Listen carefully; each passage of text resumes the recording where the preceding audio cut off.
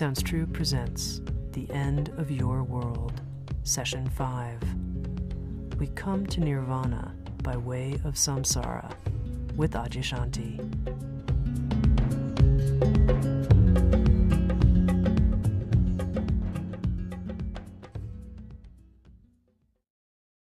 It would be wonderful if we could just have a moment of awakening and then never be caught by the illusion of thought again. But this isn't usually really how it works. We can have a deep awakening, a deep realization of our true nature. We can have a deep awakening to the reality completely outside of the mind. We can see that the mind itself is a dream, and that the person that we thought we were is a dream. But that doesn't necessarily mean that we'll never be deluded by a thought again. There are certain thoughts that continue to arise. I call them Velcro thoughts. They're those spontaneous thoughts that occur in given situations that kind of Velcro cause an almost immediate re-identification with the thinking pattern. It could be a judging thought. It could be a thought that makes one feel ashamed or small. It could be a thought that makes one feel angry or accusatory. And there are certain thought patterns that will often still reoccur after awakening. For some people, this comes as a bit of a disappointment. They may have thought if they just had a true and real awakening, that they never actually think thoughts again or believe thoughts that could cause them to suffer. But this isn't necessarily true. It is true that the more this awakening matures and the more we see through, there's less and less and less and less tendency to get caught by thought. But I remember someone asking one of my favorite Indian sages, Nisargadatta Maharaj, and they asked him, they said, does the egoic personality ever arise in you? And he just said very casually, he said, of course it does, but I see it once in its illusion and discard it. And this was actually a wonderful thing. It was even someone of the spiritual stature of Nisargadatta was saying that there's always a possibility that an old conditioned tendency can arise. But in him, he immediately recognized it at the moment of its arising as illusory. And in that scene, it was cast aside, which means it just dissolved. Now, someone like Maharaj, who's very mature in their spiritual awakening, it can operate like that, where the arising of a thought pattern or a condition pattern and the scene of its illusory nature happens almost immediately and spontaneously, and it dissolves very quickly. But most people don't start out that way, not even after a very profound awakening. In fact, sometimes it's not at all uncommon that after awakening, in the wake of awakening, actually some of the deepest and most contracted thought patterns may arise. This sometimes comes as a big surprise to people.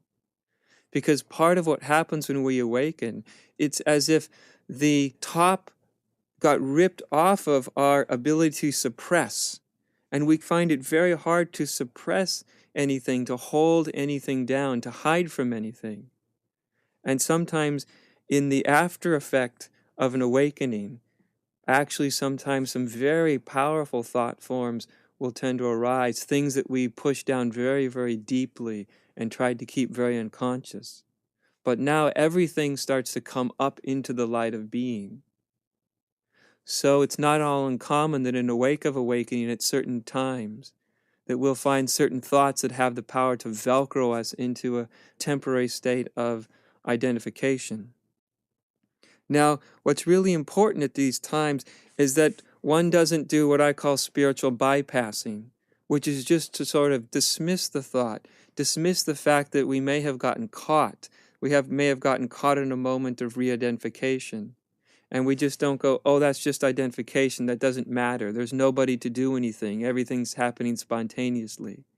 This can be a form of spiritual bypassing, a very subtle and hidden, but yet very effective a way of hiding from our own experience, of not dealing with the possible continuing tendencies to re-identify given certain moments and certain circumstances.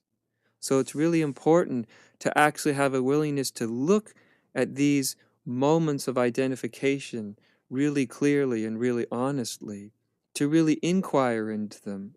Now, there's many ways to do this. For myself, at that point of the journey, I found myself not only before awakening, but I also found it for a certain period of time afterwards. Anything that would arise that would have a tendency to Velcro me back into a certain identification, I would actually often go to a coffee shop and I would take a pad of paper and a pencil and I would start to write about it. And the writing about it actually helped me enter into that thought pattern.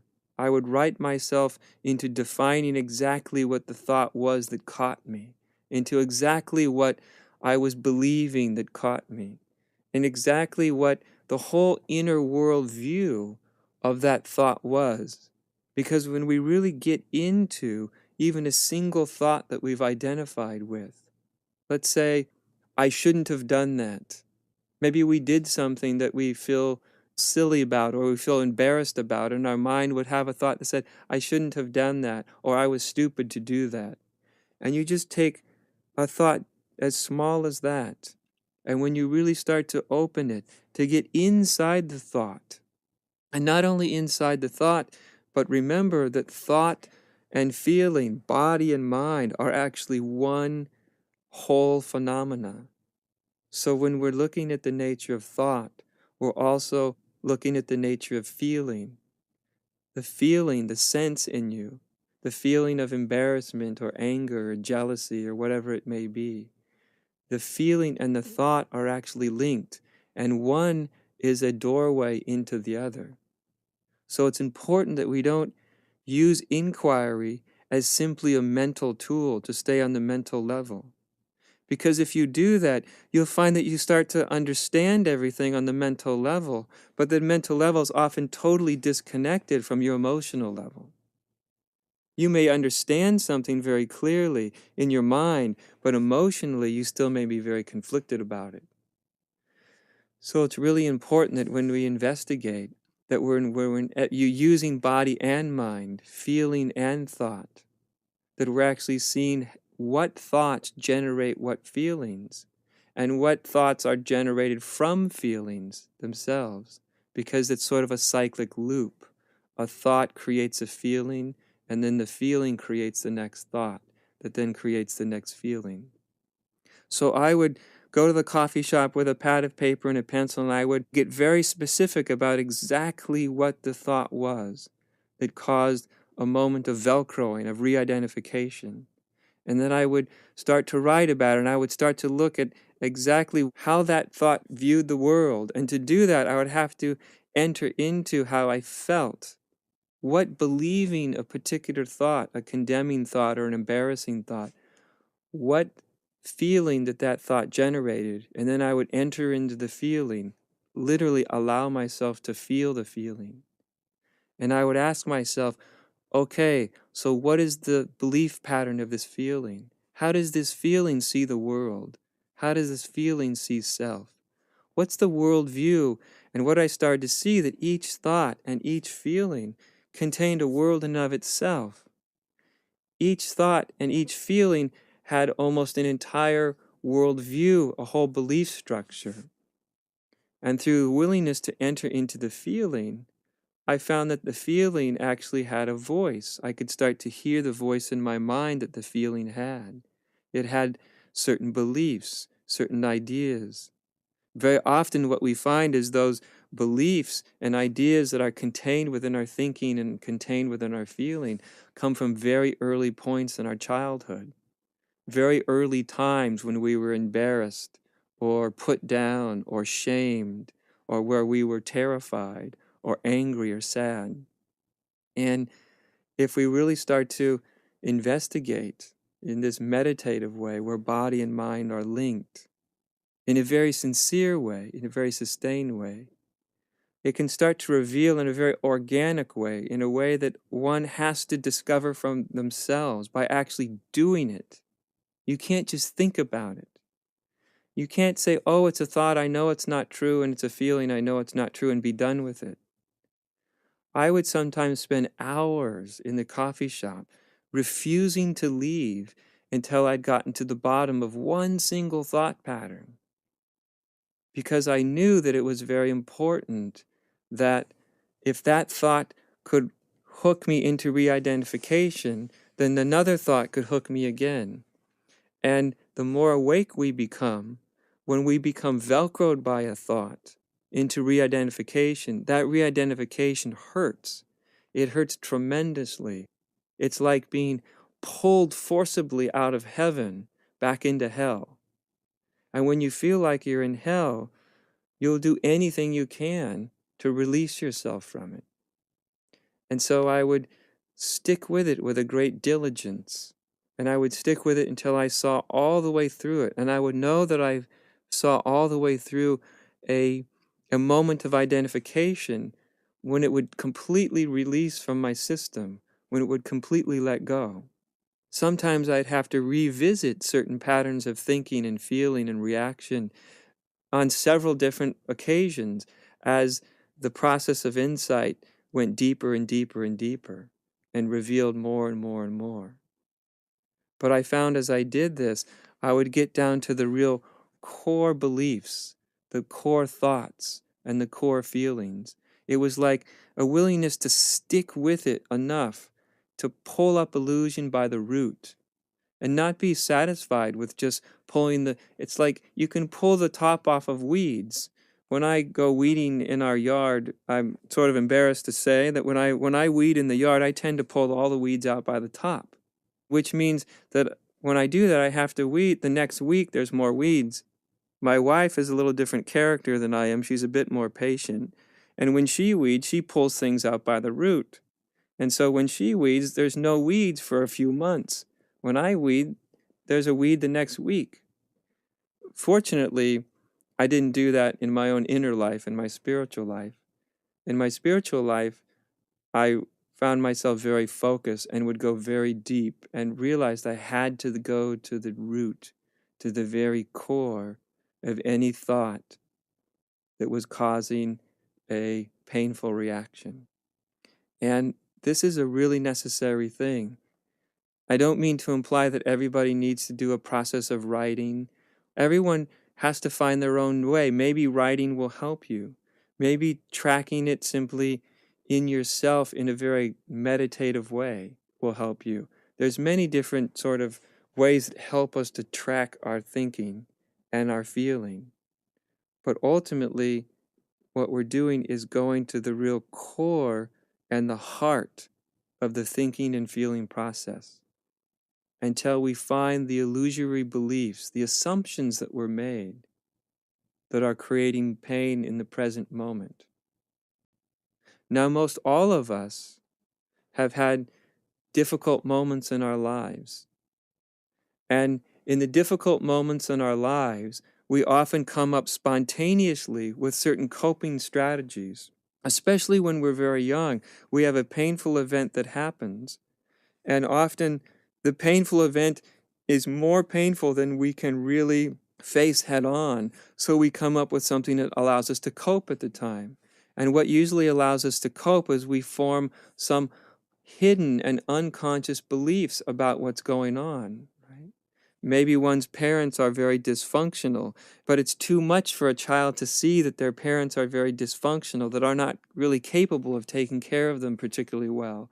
For a child, that thought, that knowledge is so threatening that the child, instead of seeing that, this child will form a belief pattern.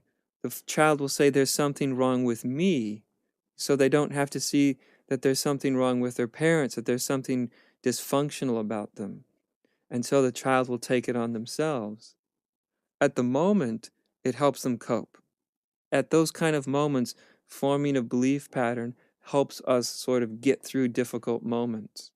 We do this in childhood, and people do this later in life as well. But ultimately, what we find is each one of these belief patterns we set up, even if they may have helped us cope, at a different point in time, they're no longer useful strategies. Ultimately, thought itself is not a useful strategy. Ultimately, telling ourselves any story about any event is not ultimately a useful strategy, because in the end it will always cause pain, because all the ways we formulate the past or the present in our mind are in conflict with life as it is, with what is actually happening. So the key is, when these moments of velcroing thoughts come up and velcroing emotions, where we find ourselves stuck momentarily, is at that moment realize that that thought, that belief structure, that is your spiritual practice. That is the most important practice. It's the only spiritual practice there is at that moment. That to avoid that is to literally avoid your own awakening. Because anything you avoid in life will come back over and over and over again until you're ready and willing to face it, to inquire in it, to look really, really deeply into the true nature of it. And again, we know we've seen into the true nature of something. We know we've gotten to the very core, to the very root of a painful feeling or belief or story that we're telling ourselves, because it releases, it drops out of our system. It literally disappears out of our being. It's not only seen to be illusory, it's felt to be illusory. And I often tell students of mine, you have to stick with it until it falls away, until it drops away. The choice is either question it, either meditatively inquire with it, either stick with it, or be a victim to it. The choice is each person's. You can be a victim to your own ideas and beliefs, or you can actually question them and feel them until that inquiry, that questioning, brings a fruition and they drop away. Because ultimately, what we come to see is all beliefs are of equal value. It's just as equal value that somebody should have done something as somebody shouldn't have done something. Right and wrong have ultimately an equal value. What I think somebody should have done or shouldn't have done has no value. What they did is as equal value to what I think they should have done. And when we see that all of our thoughts about everything, all of our judgments about everything, all of our opinions about everything, the opposite of the opinions we hold, the opposite of the judgments we have, are equally true. Only then are the polarity of thought is balanced. And we see if the opposing thought is just as true to the thought I believe, then the whole structure of thought collapses. It all falls away. If an opinion that's totally different than mine has just as much right to exist as mine does, then it's impossible to say which opinion is real or true, because they're both either real or not real. And when we see this, there's a balancing internally of the opposites. There's a balancing of the polarizing nature of thought. And only when thought is balanced in this way, that one story is no more valid than another story, do all stories collapse. Does the whole polarizing and dualistic structure of thinking start to collapse? And we see that there's no validity in it. But seeing that, it's not such a thing that we just see it one time. It's that we see it any time it's necessary to see it. There's no such thing as, I've had an awakening, therefore I'm awake.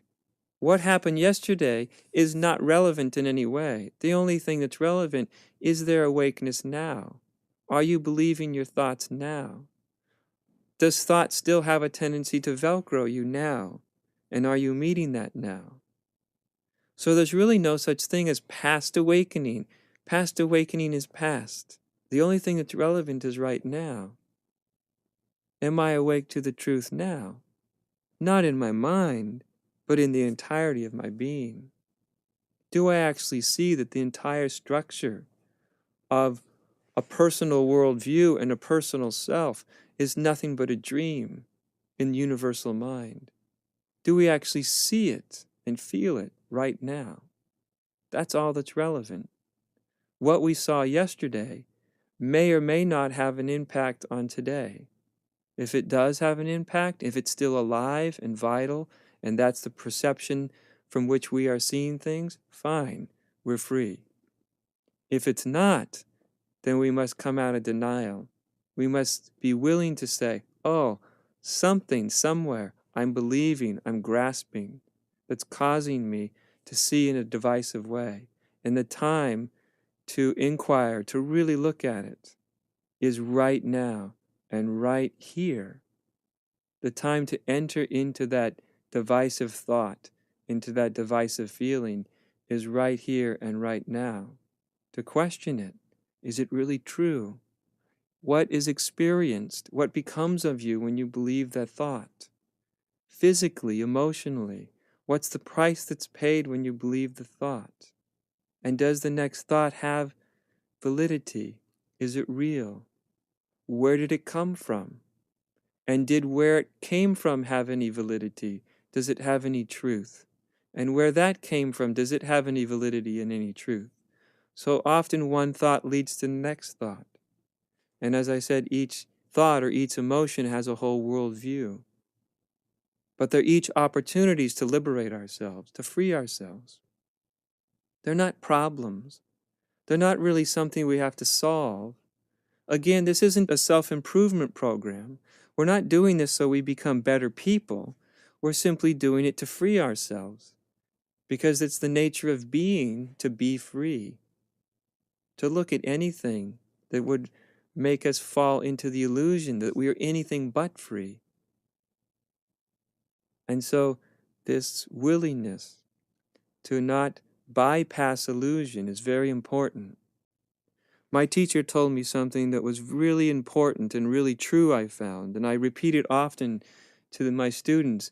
She said, we come to nirvana by way of samsara, which means we come to the truth, we come to freedom by the way of bondage. We come to see the true nature of things by seeing through the illusory nature of things. We don't come to nirvana by avoiding samsara. We don't come to heaven by avoiding hell or trying to sidestep it. We don't come to clarity by avoiding unclarity. We don't come to freedom simply by grasping at freedom and avoiding something less than freedom. Quite the opposite. Our own illusions, our own beliefs that we hold on to are themselves our doorways to freedom. We simply have to enter through them, not grasp them and not push them away, not believe them but not run from them. See each moment of apparent bondage as actually a doorway, an invitation to freedom. That you are actually freeing that thought, freeing that belief. It's then an act of love. It's an act of compassion to not be running away from oneself and always running towards something we view as better. Each moment is the moment that needs to be happening. Each experience we have is the divine invitation. It may be a beautifully colored invitation. It may be a very fierce invitation. But each moment is the invitation. I couldn't possibly emphasize this more. That our life, the structure of our lives, the way our life moves, the texture and the flow of our life from moment to moment to moment is itself what reveals freedom, and itself shows us what we need to see through in order to be free. So it's necessary that we not run from life, that we actually start to face what's happening in a very sustained way, in a very honest way, in a very sincere way.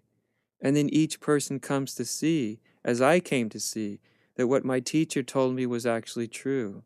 We come to nirvana by way of samsara. It doesn't mean we want to stay stuck in samsara, but we unhook samsara. We unvelcro our samsaric thoughts, our illusory opinions. And by doing so, we end up in heaven, we end up free. And this is our deepest calling.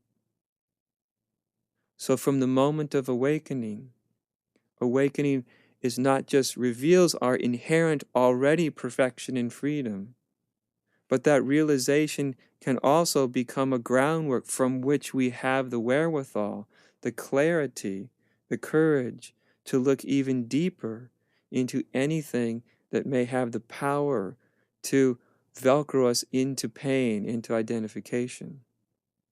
Over time, this becomes natural. It becomes very spontaneous. At the beginning, it may be somewhat tedious. It may take quite a bit of time, quite a bit of intention, maybe even some real effort, some discipline to stay with something until it opens. But as time goes on, it becomes more and more natural, more and more spontaneous. And at a certain point, it's almost happening without you even knowing about it. It's been so internalized that it's almost automatic. A thought that arises, there may be a split instant of identification, inquiry meets it, and it opens itself to freedom. It can all happen literally in a split second, but it's only when it's been deeply internalized. And that's the progress, that's the way that awakening moves. It becomes more and more internalized. Even inquiry becomes so internalized, so spontaneous. At times we don't even really know that it's happening, but it is happening. It is freeing itself over and over and over and over and over. Until we ourselves can have a similar experience like Nisargadatta when someone asked him if anything ever arises for him. And he said, yes, at once I recognize it illusion and discard it. And it can become that quick and that fast and literally effortless. But we have to be willing to be honest about where we're at any given moment. It's only as quick as it actually is. And the key, as I say over and over, is sincerity. Willing to meet sincerely and honestly what's happening. That is always the doorway to freedom. The freedom that only happens now and now and now and now.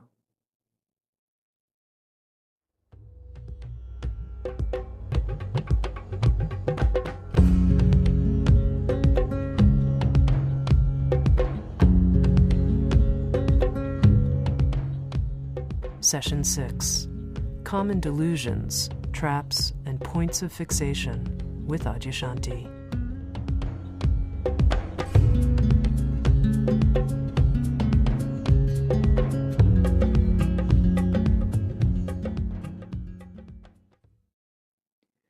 There are some common traps that come with awakening itself.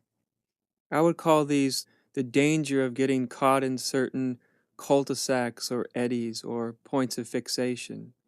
And they're very useful to understand because they can be quite insidious. They can kind of sneak up on one before you even know what's happening. And one of these dangers are the delusions that actually can arise as a result of an awakening experience is a certain sense of inflation or superiority. I would say, in my experience as a teacher, that this is probably the most common delusion that arises from awakening.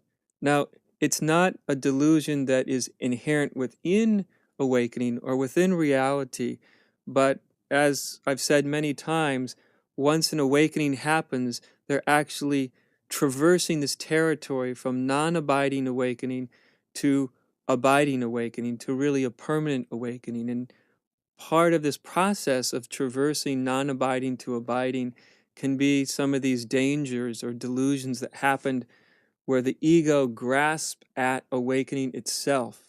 It grasps at the realizations inherent within awakening, almost as if it grasps the raw energy of enlightenment itself and starts to utilize it for its own ends. The trickiness of some of these delusions inherent within awakening is that they can be very, very subtle. They can be hard to spot for the person themselves. For the people around you, they may be very obvious. So one of the really obvious places to get fixated or deluded is in a sense of superiority. It's very common in spiritual circles. Now, people can get stuck in a sense of superiority whether they're awake or not.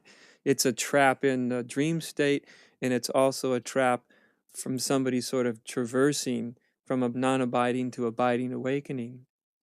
The egoic mind can come in and start to feel a personal sense of betterment, as if awakening makes oneself better or more superior to someone else.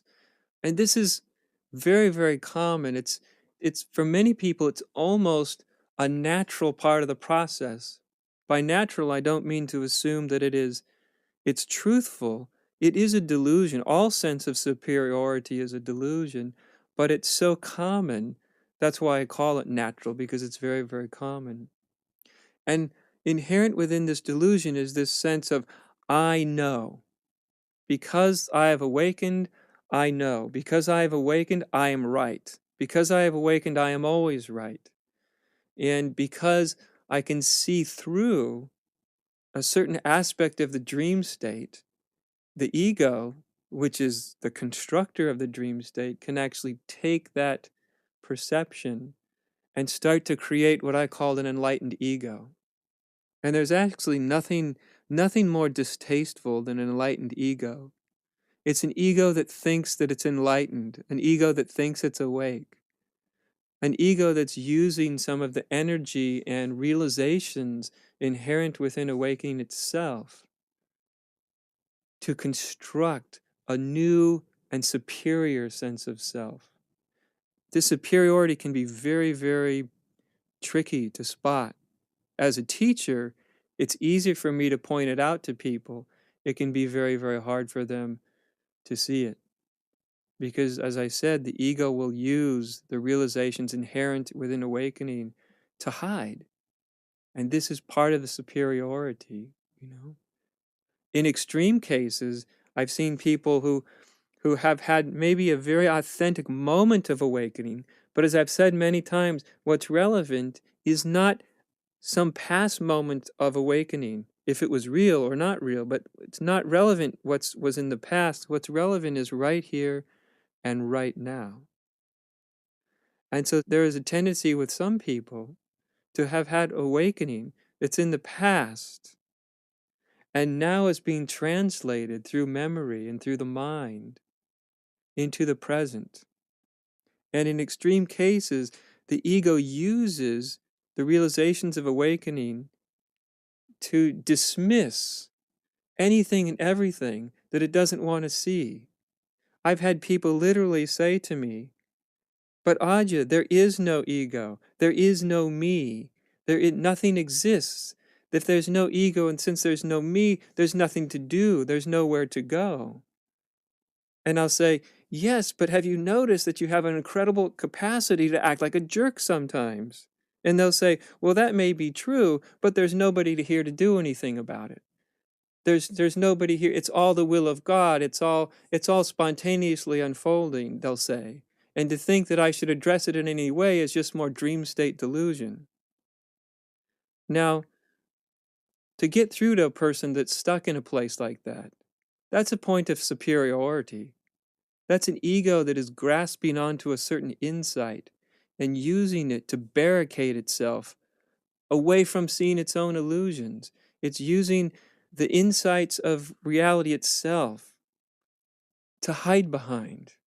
And this is a very subtle thing, that when the ego uses realizations to hide behind, to not actually come out into the light of being.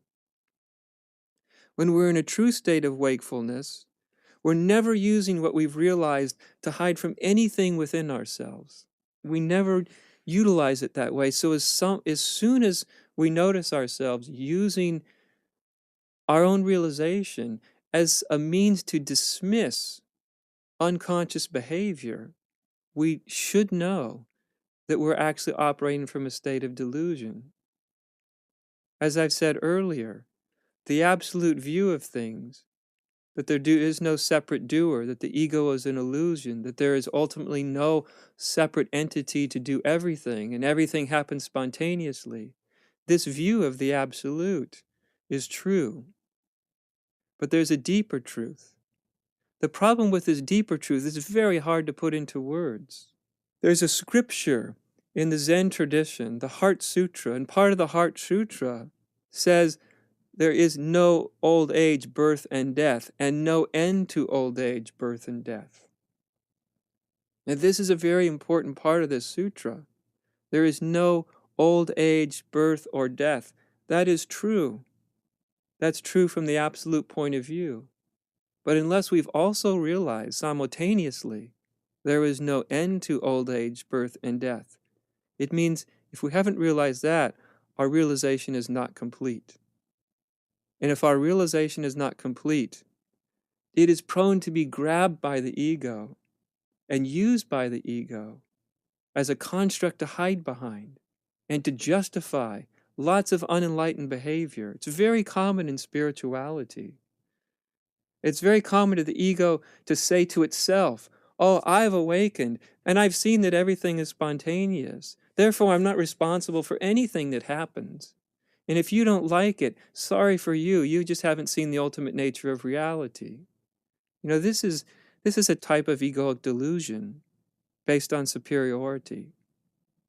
It's why I emphasize that in the part of the journey of going from non-abiding to abiding awakening, our greatest ally is a very deep and profound sense of sincerity, because it's from this sincerity that we'll get the sense, oh, this is arrogant. This is putting myself above others. This is actually a way that the mind is using inside itself, and sometimes the raw energy of awakening itself, to hide behind. And as I've said, as a spiritual teacher, this is a very difficult thing to get people to realize, because this particular type of delusion, which is based in the ego using enlightenment or awakening to hide in a sense of superiority, this is a very well defended egoic structure. It's very difficult to get through. So what I've found sometimes is the most difficult egos to penetrate are those that have had some glimpse of reality. You wouldn't think it would be that way. You'd think, oh, if someone had a glimpse of reality, even if it was momentary, because it does have such a deep and profound impact, that the ego could never reconstruct itself in such a way that it's almost immune to any point of entry. But actually, in some people, this is the case, that they can become highly, highly deluded. I've seen this in my years of teaching, of people who come and have this very overt sense of superiority. And usually when they do, they want to make sure that people hear them and know what they know, that people agree with them, or more important, that people know that they themselves are enlightened. I've literally had people jump up onto the stage where I am and grab a microphone and start to tell the audience their version of what the truth is. This is, of course, a very extreme case. And in such a person, I often get the sense, well, I probably can't get through to them in the moment, but life, given enough time, life will get through to them. Because the beauty of life itself is that when we're functioning from something that's less than true, it won't ultimately work in life. Ultimately, it will break down. Ultimately, we will be brought to our knees in one way or another. Ultimately, we will be encountered with ourselves. There is no such thing as deluding ourselves permanently. It doesn't work that way. And so, each person should at least look and see if there's any sense of inflation, superiority, any sense of, oh, I've awakened from the dream state, and therefore any sense of as if it were looking down your nose to anybody that you think is not awake. But know this, that that's not the view of true awakening. That's the view of an ego that's grabbing awakening and pretending to be awake itself. The true awakening never has a sense of superiority, never says it sees itself as higher than. But also it's important to know some amount of this is relatively natural. Some amount of feeling superior is, in Zen we have a word for it called drunk on emptiness. It's being drunk, a bit drunk on the inherent energy and beauty of awakening itself. Now, if the egoic structure was really dissolved, there would be no ego to get drunk on it. But that doesn't happen in most cases. And so what's left of an egoic structure gets sort of exuberantly drunk on awakening itself, on the realizations of awakening itself. And I'm not saying that this is bad. I'm simply saying that this happens. And it's not really right or wrong. It just simply happens, sometimes in very overt ways, and sometimes in very subtle ways. So if you notice this happening, just notice that it's happening. It doesn't go away because you become horrified by it, any more than it goes away because you believe it and act it out. See it for what it is. It's an inherent part of the awakening process for a lot of people. Yes, it's a danger if you get fixated in it, if you identify with it, if your ego wraps awakening around it and pretends to be an enlightened ego, then it becomes very problematic. But if you stay in that place which is sincere, you'll know that any sense of superiority is not true, which will allow you to look and see, what are you saying to yourself? Literally, what is your mind saying to itself that's making you feel superior? Because remember, it's only the mind, it's only what we say to ourselves that deludes us. All delusions begin in the mind. All delusions are based on various ways that we're talking to ourselves and then believing what we're saying to ourselves. So the key of any delusion, of anything that separates us, is to see its genesis. What are you telling yourself that's literally creating the sense of it, whether it's superiority or anything else that creates the sense of division? Again, the key here is to be on the lookout for anything that makes you feel separate from anybody. And of course, feeling superior is a form of being separate. To feel higher than is a form of being separate. As when Jesus, in part of his ministry, when people were stoning a woman, and he said, "Let he who is without sin to cast the first stone." This is coming from a state of consciousness itself, which is seeing non-separation. He is not seeing himself as better than the woman that's being stoned, for whatever reason she's being stoned. He's not seeing himself as separate, and he's trying to help those who would pick up rocks and literally stone somebody, accuse them, hold themselves in a place of superiority. And he's trying to show them that they are not really different from her. Let he who is without sin cast the first stone. And with that, one can see, wait a minute, nobody is without sin. Sin meaning to miss the mark. Nobody is without misunderstandings.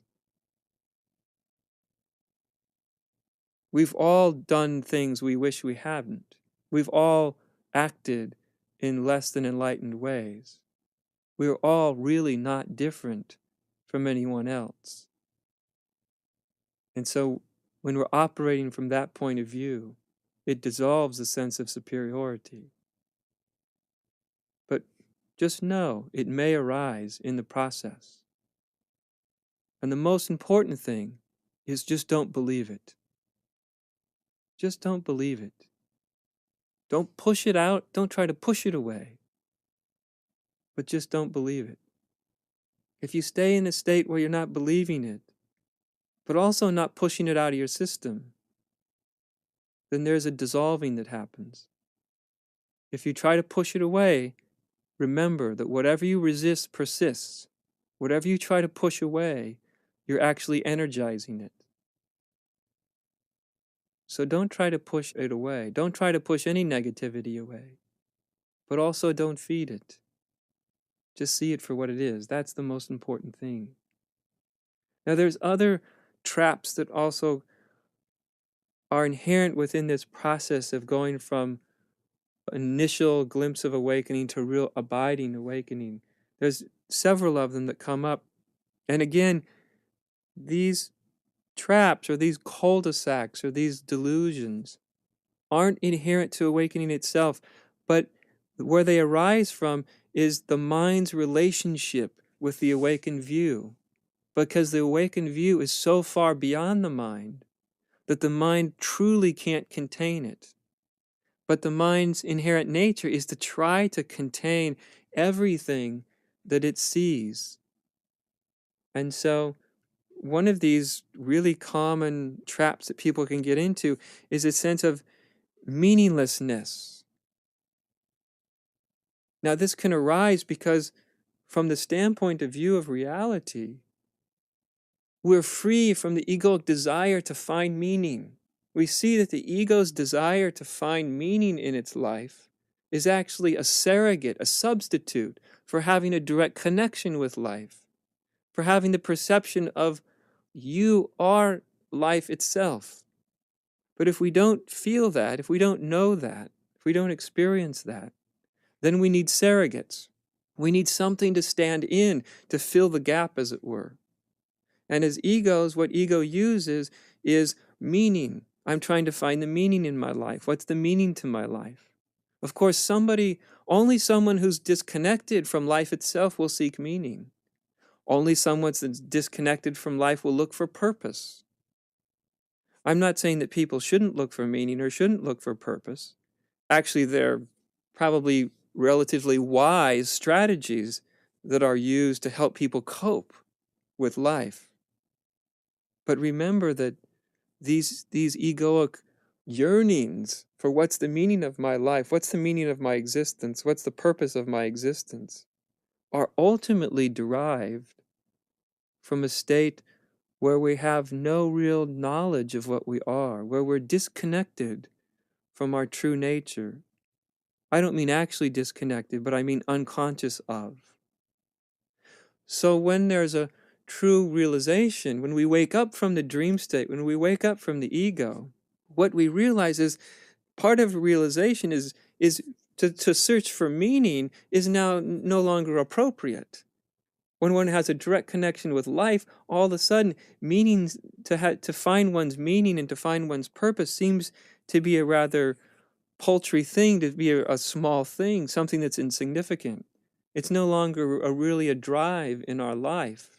It's sort of the drive for meaning and purpose falls out of our life because we're literally in a different perspective.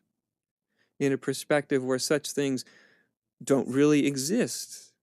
Or certainly they don't exist in the old way. They don't exist from an egoic standpoint. Now the mind will perceive this truth that when we wake up from the dream state, we see that the dream state is a dream state. How could a dream state have meaning? How could a dream state have purpose? It's a dream. And that's very true. But as I say over and over, there's still a human being and there's still a human mind. And the mind is trying to make sense of all this. The mind is even trying to make sense of awakening itself. It's trying to make sense of the view of the awakening. And as I've also said, for most people, there's not a total disappearance of the ego, of that which is the experience of division. And so the mind is in relationship with the insights of reality at times. And the mind will start to say, oh God, there's no meaning. And what's left of the ego will say there's no meaning. There's no meaning, like there's no purpose. I now no longer have any purpose or meaning. It's like when you've seen too much of reality to actually believe in egoic purpose or meaning. But if you still have enough egoic structure left there, and that egoic structure is reflecting, is noticing that there is no purpose and meaning to its existence. How could there be meaning and purpose? Because it doesn't have any inherent existence. It's an illusion. But still, the illusion of ego is noticing no meaning. It's peering into the truth, as it were. And it can be very disorienting to the ego. And so, at this point, some people get trapped in this thing called meaninglessness. Life has no meaning. And in the most negative sense, life has no meaning. Life has no purpose. It's like the ego being deflated, but still existing. It's almost like if you think the ego is a big balloon, but now through the perception of reality, all the air has gone out of the balloon. And now all that's left is this limp balloon. But the balloon's sitting around still there, and it's still asking what happened. What happened to the air? What happened to the meaning of my life? What happened to the purpose in my life? Before that realization, one may have had meaning, may have had purpose. In fact, purpose and meaning may have been the driving force of one's egoic existence. And then, of course, it all falls away. But if the remnants of the egoic structure didn't completely fall away with it, the remnant of the egoic structure is going to be sitting there, as it were, wondering what happened. And so sometimes it's easy to get caught in a negative sense of meaninglessness and purposelessness. There's no meaning, there's no purpose. From an awakened point of view, to say there's no meaning and no purpose is tremendously positive. And it's positive because one has found something better than meaning. One has found something better than purpose. One has actually awoken as the very essence of existence itself. What could have more meaning than that? What could have more purpose than that? But from the ego, who's in relationship with insight, this can be very devastating. And if you're not careful, you can get caught in this sort of whirlwind or tide pool of ego, and it can whirl into a very depressive state. I've met people over the years who had a very real seeing, but then their ego reacted to what they saw. Ego is literally reacting to the reality that was perceived. And then the ego will tend to react to reality in very negative ways. As I said before, one of those ways may be a sense of superiority. With other people, the ego may react in a very negative way. It may get very depressed because now meaning and purpose has dissolved out of its structure. But there's still enough of ego there to sit around feeling bad about it. And so for some people, they can go through quite a period of time getting stuck in this place. But really, one of the answers to being stuck in meaninglessness is to see that's only looking at truth from the ego's point of view.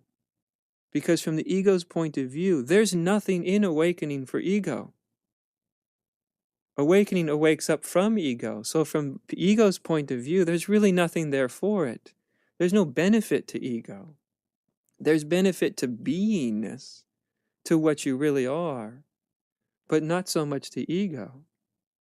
So it's really starting to shift your perception and to stop looking at a memory of truth from the standpoint of ego. You have to look at it from the standpoint of truth itself. There's nothing more devastating than looking at truth from the standpoint of ego. One may think it would be wonderful if the ego could see the truth, it would be overwhelmed with joy and happiness. But actually, that's usually not the case. It can be devastating to what remains of ego. So just see that meaninglessness is just the ego's perception of truth. And truth must be seen from truth itself. Spirit must be seen from spirit itself. But this is all part of the dissolving of ego. It's one of the phases that people go through. Now, any of these phases I'm talking about, some people will go through certain phases, some people will not go through those phases. Some people will have a sense of superiority, some won't. Some will get stuck in a sense of meaninglessness for a while, some won't.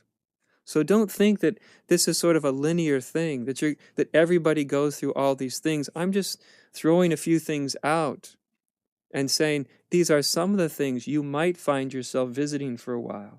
But if you don't worry about it. If it resonates, wonderful, then you can listen to it. But if it doesn't resonate, if it's not part of your experience, don't worry about it at all. Now, one of the other areas is, how can we say? It's hard to put a word to this other area of getting stuck. It's very similar to meaninglessness.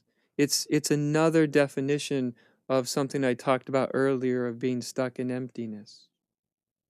And it's sort of being stuck in the transcendence, we may say, stuck in the position of the witness to all.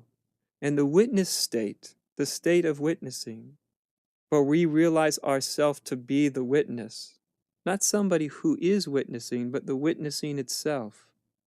We realize ourselves to be awareness itself.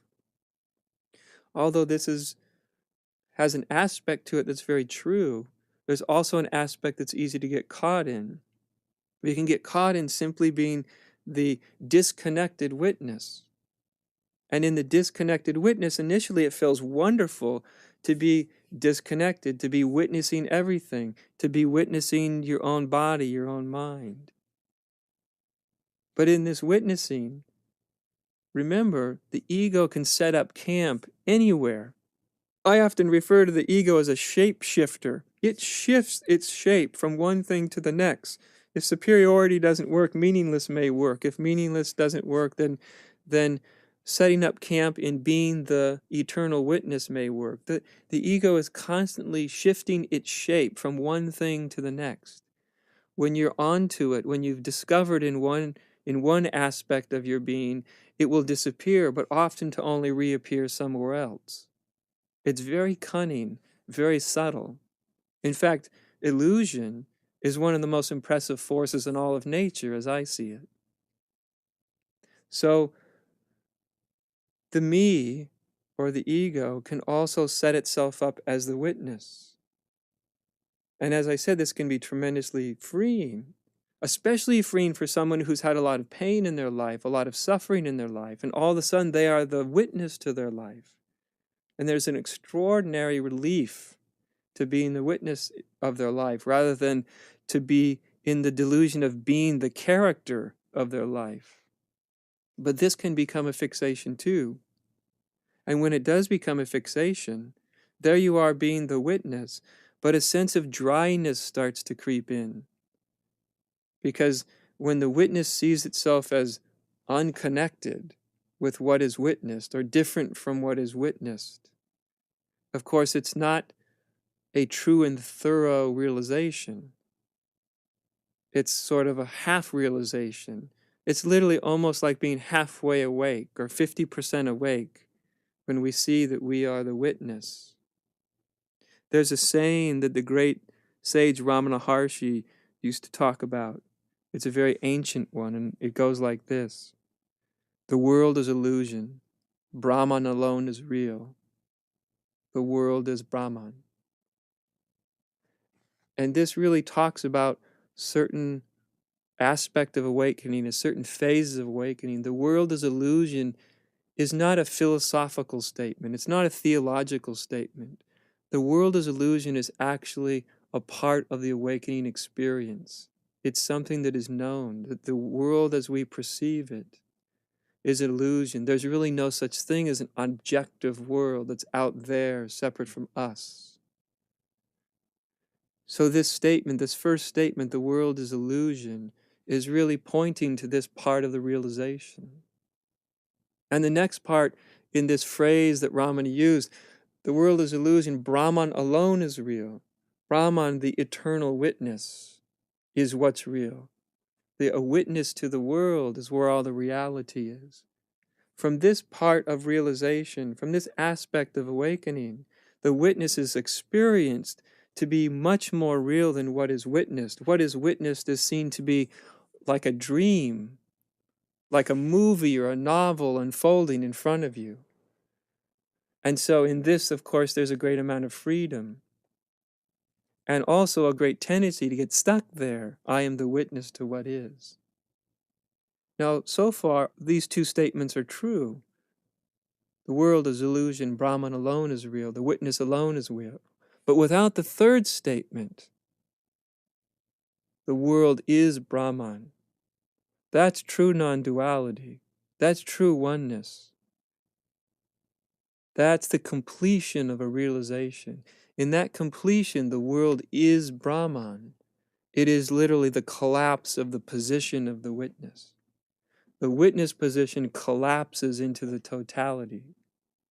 And now we're not so much witnessing from outside necessarily, but the witnessing is taking place from everywhere simultaneously, inside, outside, around, up, down, everywhere. Everything is being witnessed from inside and outside simultaneously, because what is being witnessed is what is witnessing.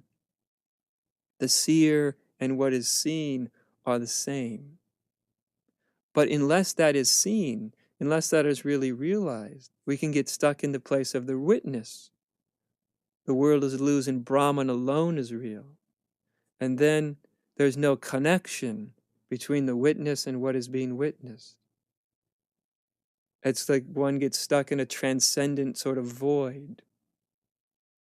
I remember when someone came to me, someone who a couple years later that I'd asked to begin teaching and sharing her vision of awakening. And when she first came to me, she was telling me about what she was seeing and about her realization. We had met in private, and she was really looking for someone just to talk to, not necessarily a teacher, not necessarily get teaching. She didn't really need that at that point, but just someone who could hear what she was saying and who saw through the same eyes she saw through.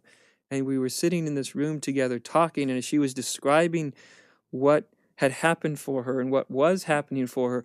There's these tears that were streaming down her face at just the bliss and the joy of realization itself, of our true nature. And she told me all this. And the first thing I said to her was, all that's wonderful, it's all beautiful, but don't get stuck in the deathless. And what I meant by that was, don't get stuck in the transcendent. The transcendent is real, and it's very beautiful, and it's lovely, but don't get stuck there. There's actually nowhere to get stuck. There's nowhere where we should fixate. There is no particular point of view that we need to hold on and grasp.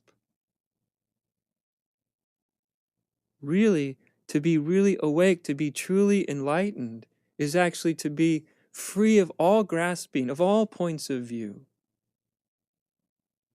And that state is literally undescribable. At that point, there's the losing of the capacity really to conceptualize what that state of being is like. Up till that point, we can always conceptualize to some extent. I, as a teacher, can explain certain aspects of realization, or I like to call them facets on the jewel of enlightenment.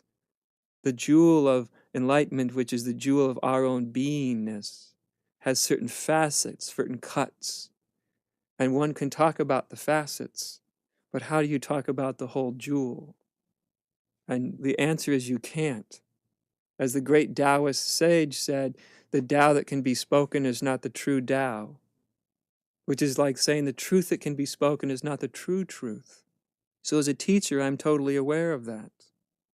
It's why I always tell my students my aim in teaching or in speaking is to fail well, to fail as well as I possibly can, to speak the unspeakable.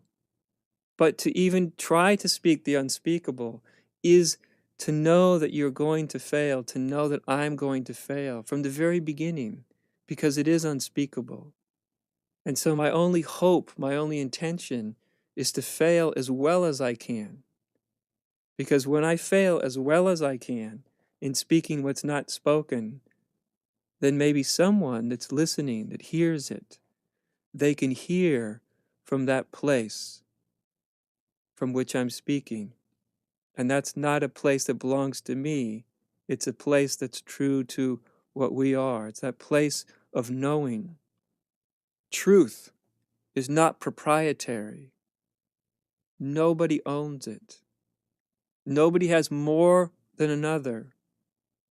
Someone may have realized or remembered more than another, but it's so important to realize truth is not proprietary. Nobody owns truth. Nobody owns what we are. It's an equal gift to everybody. The journey of awakening is just remembering who and what we are, remembering what we've always and already known. So these points along the way where we can get fixated, whether it's in superiority or sort of stuck in the witness position or stuck in a sense of meaninglessness. These are just a few of the ways that the ego can fixate within the rarefied atmosphere of realization. It doesn't even seem to make sense to say that, but in experience, it happens, and it's very common.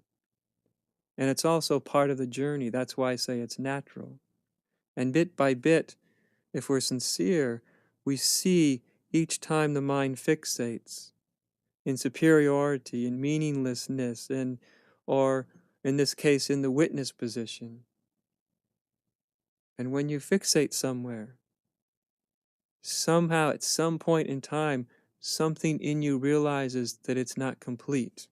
I can remember years ago when I was in this witnessing position, this state of the witness. And at first it was wonderful and amazing and very profound and transformative. But over time, I started to have this intuition, this little voice that would say, this isn't the whole thing. This isn't one. This isn't unity. And I knew that somehow intuitively it was all moving in the direction of total unity, total oneness. And I knew it can't be one because the witness is being perceived as different from the witnessed. Yes, the witness was being perceived as totally free of the witnessed, totally free of the me that I thought I was, totally free of the little human being that I imagined myself to be. But the illusion was that the witness was different from what was being witnessed. And that's, for many people, that's the next phase of the journey, is collapsing the witness position. And we start to collapse it by seeing that it itself has an inherent division, that the witnessing is different from the witnessed. And seeing that and intuitively knowing that that's not really real, even if you don't understand it. Letting yourself know that is the beginning of its collapse. And starting to see the elements of ego that are actually using the witnessing position as a way to hide, to not be touched by life, to not feel certain feelings, to not really encounter our lives directly and intimately and in a gritty human way. And when we see that, you suspect and you feel, oh, that's the ego again. It's using realization to hide. And as I say over and over, that the seeing of an untruth is the biggest element in its dissolving. But make no mistake, to see something in ourselves that's not true, to see a fixation within ourselves, because someone explains it, like me explaining it, it's not enough. It's not enough just to understand it. It's not enough to have somebody lay it out for you and then to go, oh, yes, I understand. That's not really enough. It must be discovered in oneself, for oneself. You need to sort of sit with these things and investigate them And don't imagine that they're true simply because I say they're true or this is the way things work. Each person has to discover everything in themselves for themselves, as if for the first time. These teachings, my speaking, communicating this material, is really just an invitation to take a deeper, more intimate look, to be more real with oneself, more honest with oneself. Because the truth of the matter is, in one sense, we are all alone. We have to look for ourselves. Nobody can look for you. You can't ride to enlightenment on the coattails of an enlightened being. It just doesn't happen that way. It's not going to happen. Someone's not going to touch you on the head and waken you up all and once, forever and ever, amen. It's not going to happen that way. And the sooner that we get out of that delusion, the better. Full awakening comes when we actually take responsibility for ourselves. And what I mean by taking responsibility for ourselves is taking responsibility for really looking at ourselves, in ourselves, discovering the capacity to see deeper than we ever imagined. And we don't tend to discover that capacity as long as we're relying on somebody else, on an external authority. I'm only here to give hints and clues. And mostly what I'm here for is to question your answers, the answers you've already assumed are true. The true role of a teacher is to actually question people's answers, not to sit around giving wise answers to everybody's questions. Most people who come to me, they already think they know something. My job is to question what they think they know, as a means to help deliver each person back to themselves, to their innate capacity. And in so doing, we find that we start to flow out of these cul-de-sacs and out of these sort of inherent points of fixation within the process of awakening itself. And as we do, something else starts to unfold. A whole other perception unfolds as we stop fixating egoically in any realm, in any way. When the ego stops trying to recreate itself as a more enlightened ego, or the ego stops looking at the nature of reality and making false conclusions. When that starts to die through looking at it, through investigation, through meditation, then there's a whole new area of our spiritual lives that begins to open up. It's an area that's not dictated by the illusions of ego, but it's the ever opening, the ever deeper remembering of the more subtle aspects of our true nature. And it's almost endless, but it is what we're all called to. It's the very nature of the spiritual unfolding itself.